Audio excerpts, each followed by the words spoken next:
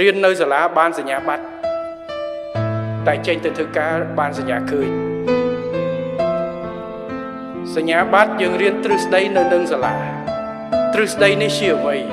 ទ្រឹស្ដីនេះគឺជាបង្គំនៃបទពិសោធន៍របស់អ្នកផ្សេងដែលយកមកបង្គំសំយោគ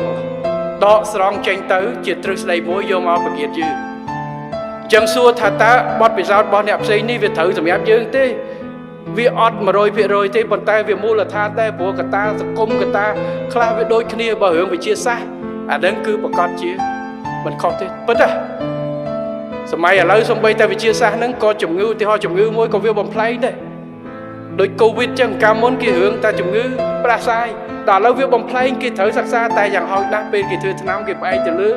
អាមូលដ្ឋានពីមុនមកខ្លះដើម្បីយើងធ្វើថ្នាំភ្លាមដែលថាព្រោះថ្នាំមួយត្រូវការប្រហែលជា 5-6 ឆ្នាំដើម្បីដកពិសោធន៍ទៅថាវាប្រសិទ្ធភាពអត់តែកូវីដយើងអត់តែបានមូលដ្ឋានបទពិសោធន៍ពីមុនជំនាញដូចគ្នាអញ្ចឹងយើងបានបទពិសោធន៍នៅក្នុងសាលាហើយយើងយកជាមូលដ្ឋានហើយប៉ុន្តែដល់ពេលជាក់ស្ដែងគឺអាចខុសពីដឹកតែត្រូវមានគម្ពីរមួយច្បាស់លាស់